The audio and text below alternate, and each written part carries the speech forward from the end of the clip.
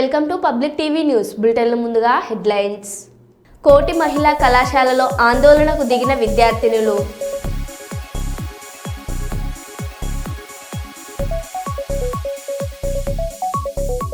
ఉమ్మడి ఆంధ్రప్రదేశ్ మొదటి రాజధాని కర్నూలులో హైకోర్టు బెంచ్ పెట్టేందుకు టీజీ భరత్ ప్రోత్సాహం.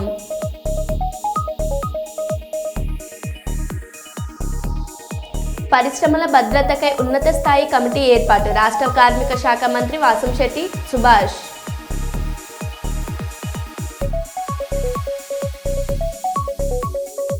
టీడ్కో ఇళ్ల కూల్చివేతపై ప్రశ్నించిన ఎమ్మెల్యే నంద్యాల వరదరాజులారెడ్డి.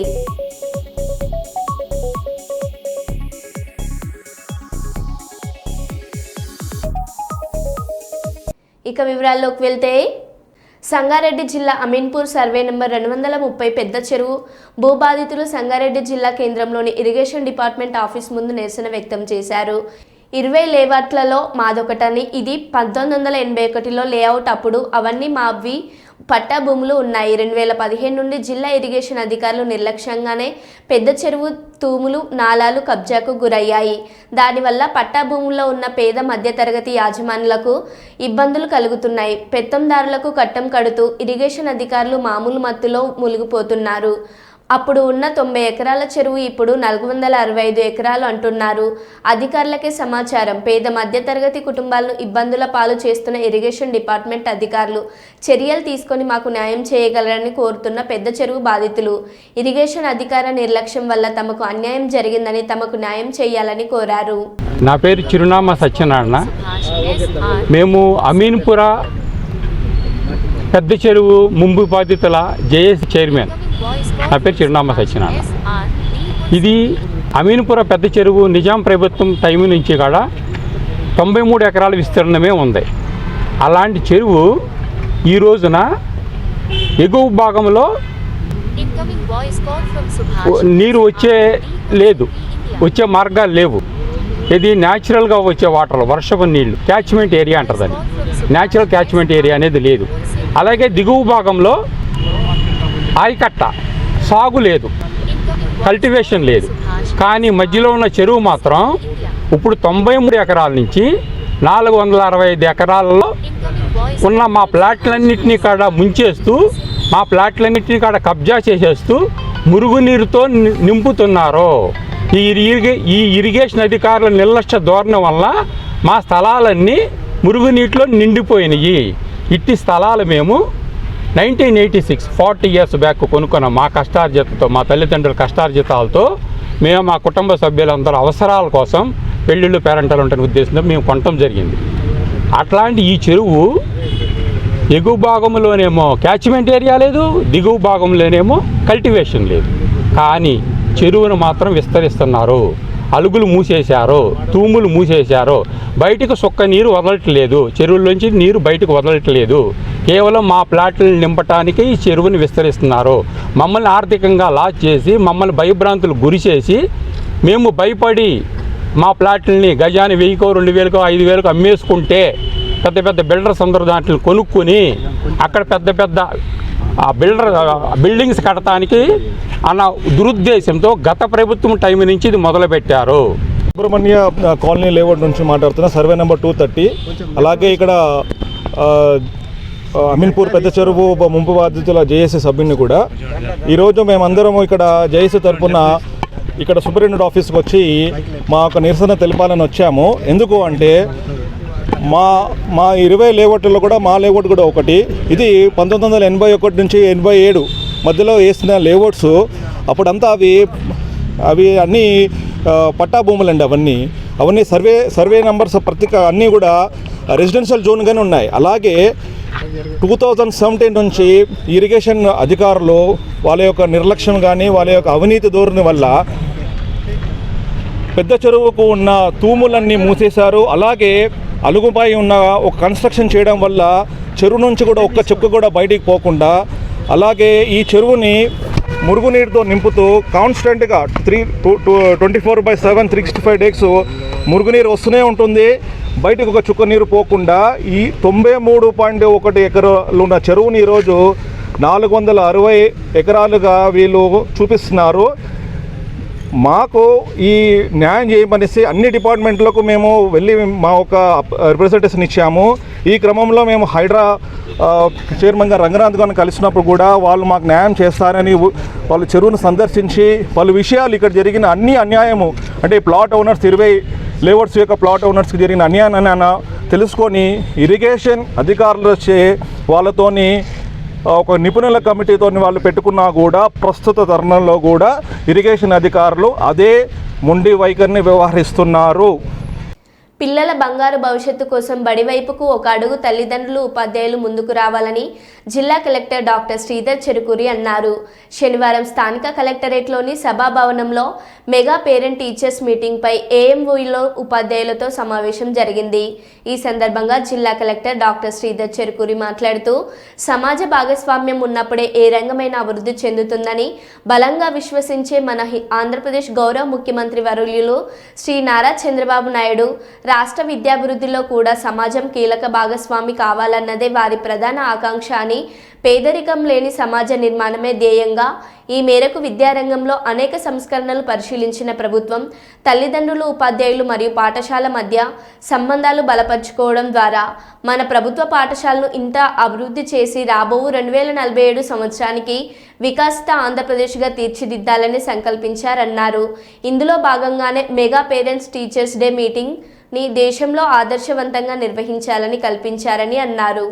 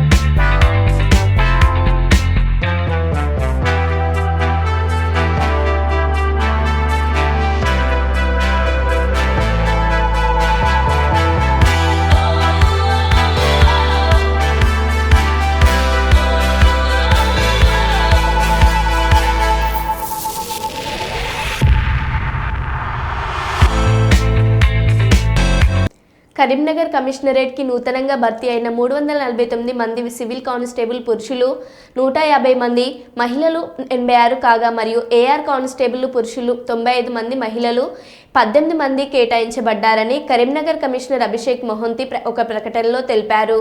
వారు విధుల్లో చేరేందుకు శనివారం నాడు కమిషనరేట్లో హాజరయ్యారు. కమిషనరేట్ పరేడ్ గ్రౌండ్ నందు ఏర్పాటు చేసిన సమావేశంలో వారిని ఉద్దేశించి పోలీస్ కమిషనరేట్ పలు కీలక సూచనలు చెప్పారు. ఈ సందర్భంగా పోలీస్ కమిషనరేట్ మాట్లాడుతూ ట్రైనింగ్లో నేర్చుకున్న అంశాలన్నీ విధుల్లో చేరక ఆచరించాలని అన్నారు.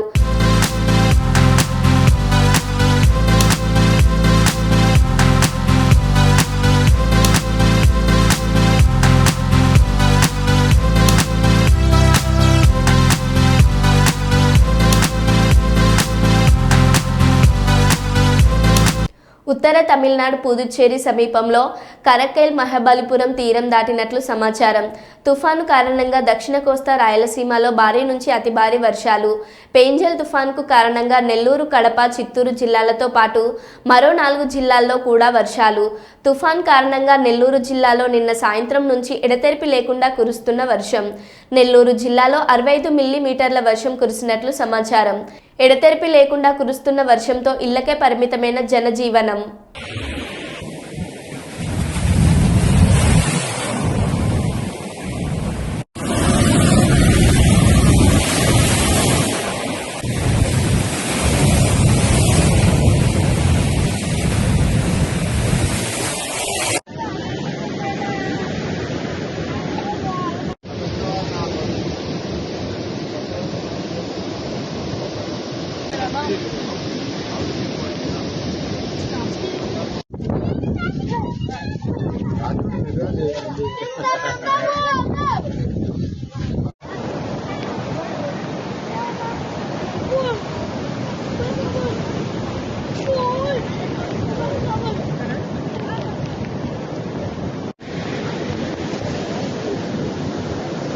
నంద్యాల జిల్లా తెలుగుదేశం పార్టీ ఆధ్వర్యంలో కార్తీక వనభోజన మహోత్సవం కార్యక్రమంలో భాగంగా ఓర్వకల్ మండలం కాల్వబుగ్గ గ్రామంలో రాష్ట్ర మంత్రులు ఎండి ఫరక్ గారు, బీసీ జనార్దన్ రెడ్డి గారితో కలిసి బుగ్గ రామరామేశ్వర స్వామి వారిని ప్రత్యేక పూజలతో దర్శించుకొని మరియు వనభోజన కార్యక్రమంలో ముఖ్య అతిథులుగా పాల్గొన్న పాణ్యం ఎమ్మెల్యే శ్రీమతి గౌరు చరితారెడ్డి.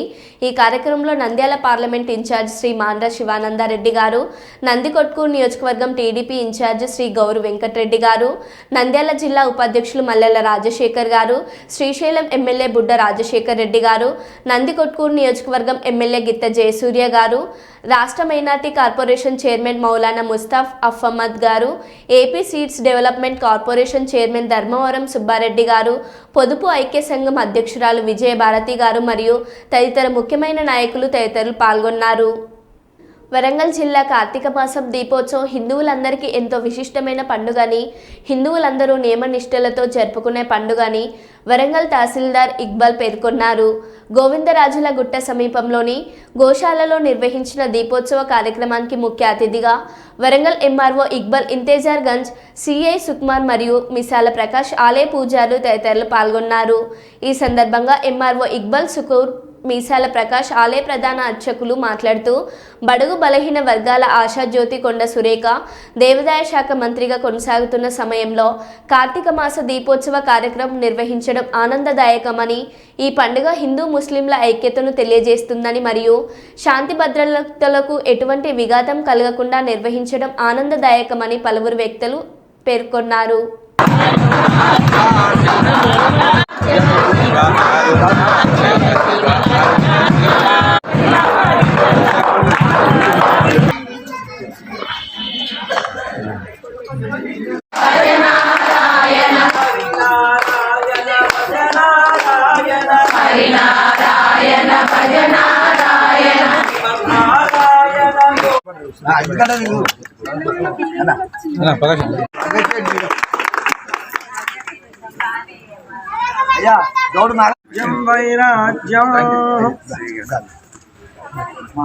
ఈరోజు ఈ గోవిందాద్రి గోశాలలో చేపట్టినటువంటి కోటి దీపోత్సవ అలంకరణకు నన్ను గౌరవమైనటువంటి గౌరవనీయులు అర్చకుల వీరి కోరిక మేరకు నేను వరంగల్ తహసీల్దార్ నేను ముఖ్య అతిథిగా నన్ను ఆహ్వానించడం జరిగింది. వారి ఆహ్వానాన్ని నేను గౌరవించి ఈరోజు ఈ దేవాలయానికి రావడం జరిగింది. నిజంగా చెప్పాలంటే కార్తీక పౌర్ణమికి హిందువులకి ఎంతో విశిష్టమైనటువంటి ప్రత్యేకమైనటువంటి పండుగ. ప్రతి దేవాలయంలో కూడా దీప అలంకరణ చేస్తారు. అదేవిధంగా హిందువులు చాలా పవిత్రంగా ఒక నెల మాసం మొత్తం కూడా ఏ విధమైనటువంటి మాంసాహారము గ్రహించకుండా శాకాహారంతో నియమ నిబంధనలు జరుపుకునే పండుగ. ఆ పండుగకు ముఖ్యం ఏంటంటే పూర్వము ఒక రాక్షసుని సంహరించినందుకు శివుడి తలుచుకుంటూ ప్రతి ఏటా ఈ పండుగ చేసుకుంటారు.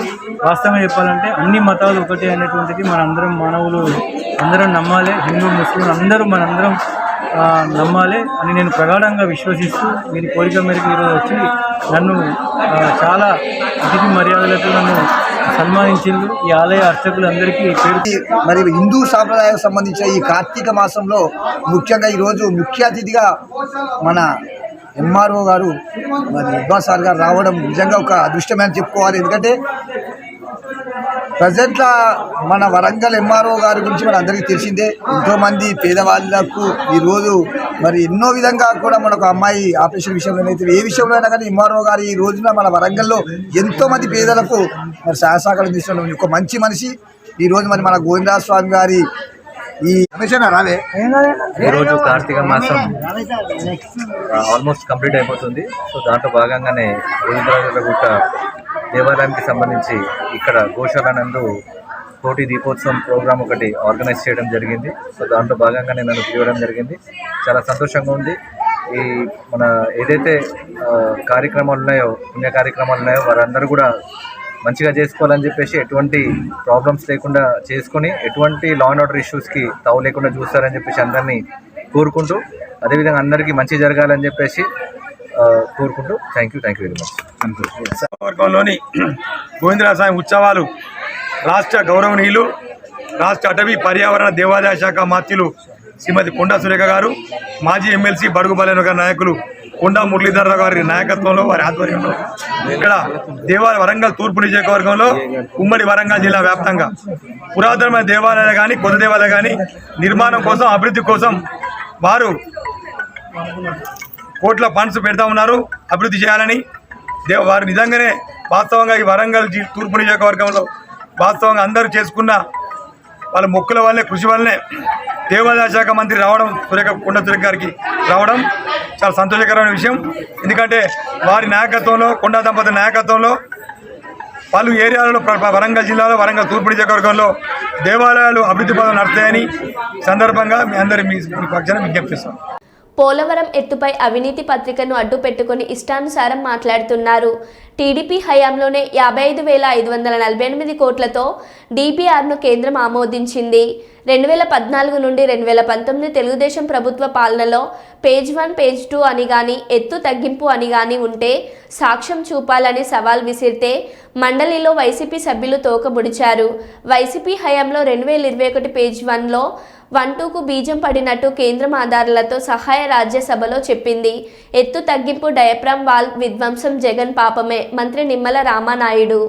ఫేజ్ 1 అని కానీ, ఫేజ్ 2 అని కానీ, పోలవరానికి సంబంధించి 41.15 మీటర్స్, పోలవరానికి సంబంధించి 45.72 మీటర్స్ అని ఎక్కడైనా డిజైన్స్ లో గాని, లేఖల్లో గాని, ఎస్టిమేట్స్ గాని, రికార్డ్స్ లో గాని, మినిట్స్ లో గాని ఎక్కడైనా 5 సంవత్సరాల తెలుగుదేశం పాలనలో ఎక్కడైనా ఒక్కసారి ఎక్కడైనా మెన్షన్ చేసినట్లే గాని, ఎక్కడైనా ఒక్క సాక్ష్యం మీరు చూపించండి అని చెప్పి ఆ రోజు శాసన మండలిలో వైఎస్ఆర్సీపీ సభ్యులకు సవాలు విసిరితే వాళ్ళ నుంచి స్పందన లేదు, తోక ముడిచినటువంటి పరిస్థితి మొన్న శాసన మండలిలో మనందరం కూడా చూసినటువంటి పరిస్థితి. ఎందుకంటే చాలా క్లియర్ గా ఈవేళ నేను చెప్పడం కాదు, ఈవేళ రికార్డ్స్ ఉన్నాయి. పోలవరం ప్రాజెక్టుకి సంబంధించి PPA, CWC రికార్డ్స్ ఉన్నాయి. చాలా క్లియర్ గా రికార్డ్స్ ఏదైతే 2019 ఫిబ్రవరి 18 అంటే ఆ రోజు తెలుగుదేశం ప్రభుత్వ హయాంలో చాలా క్లియర్ గా ఏదైతే 55,548 కోట్లు అంటే ఏదైతే టెక్నికల్ అడ్వైజరీ కమిటీ TAC ఆ రోజు 55,548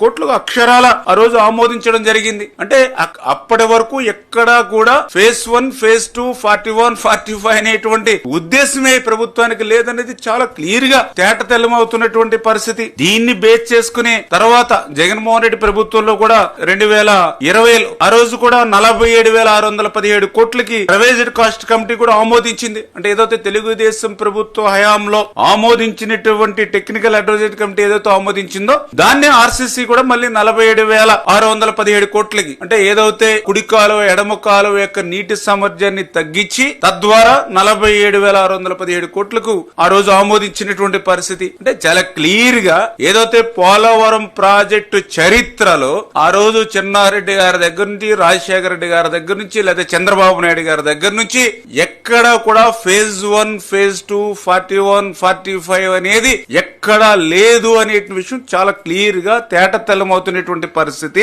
ఇది నేను చెప్పడం కాదు, చాలా క్లియర్ గా ఏదైతే సమాచార హక్కు చట్టం, రైట్ ఇన్ఫర్మేషన్ యాక్ట్ కింద మరి ఎవరైతే కొంతమంది అడిగినటువంటి ప్రశ్నలకు సమాధానంగా PPA పోలవరం ప్రాజెక్ట్ అథారిటీ చాలా క్లియర్ గా స్పష్టమైనటువంటి సమాధానం లిఖిత పూర్వకంగా ఇచ్చినటువంటి పరిస్థితి కూడా మొన్న మనం చూసాం చాలా క్లియర్ గా.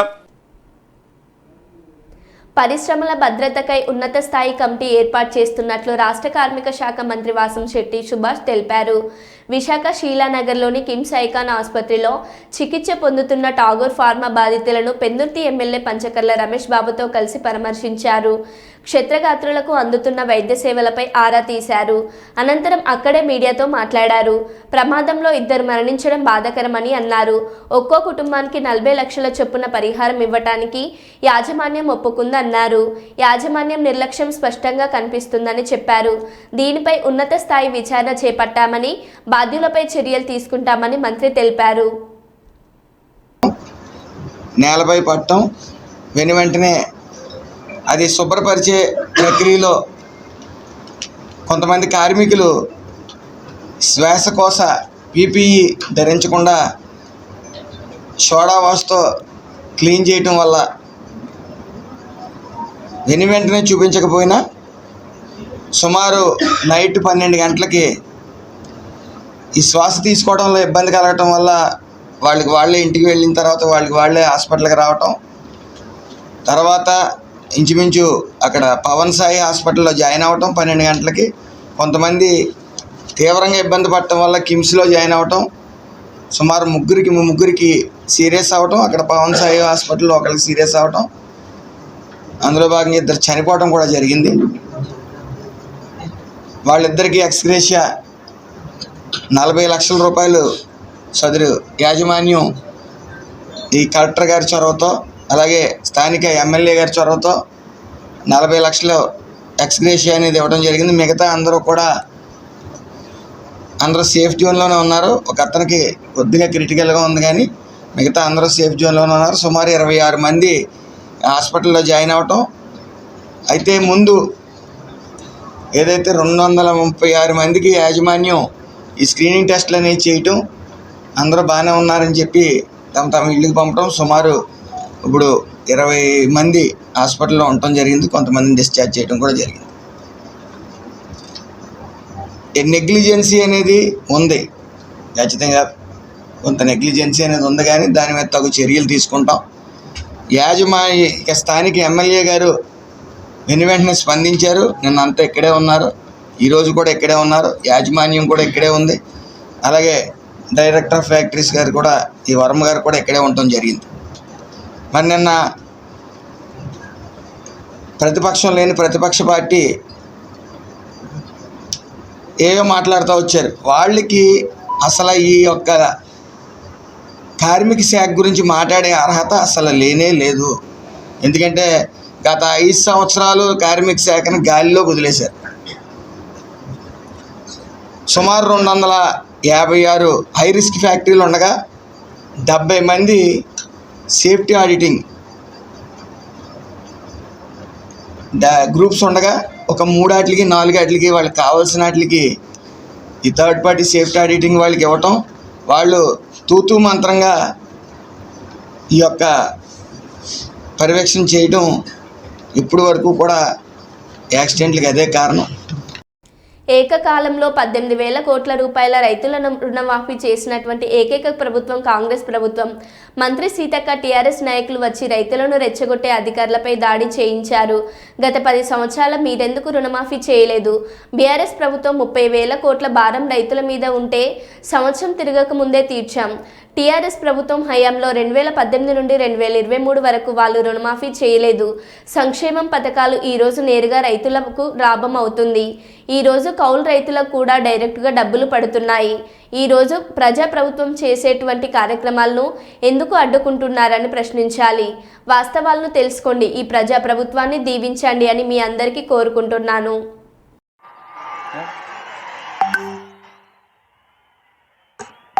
రైతు పండుగకు అశేషంగా తరలి వచ్చినటువంటి మా రైతన్నలకు, రైతు బిడ్డలకు, రైతు కుటుంబ సభ్యులకు పేరు పేరున హృదయపూర్వక నమస్కారాలు, పాదాభివందనాలు. ఈ రైతు పండగ ఈ మహబూబ్ నగర్ మట్టి బిడ్డ ప్రజానాయకుడు మన ముఖ్యమంత్రి గారి ఆధ్వర్యంలో ప్రతి రైతు సంతోషంగా ఉండాలనేటువంటి లక్ష్యంతో వారు తీసుకున్నటువంటి అనేక విప్లవాత్మకమైనటువంటి మార్పులలో భాగంగానే ఈరోజు దేశంలో ఏకకాలంలో 18,000 కోట్ల రూపాయల రైతుల రుణమాఫీ చేసినటువంటి ఏకైక ప్రభుత్వం మన ప్రభుత్వం, కాంగ్రెస్ ప్రభుత్వం.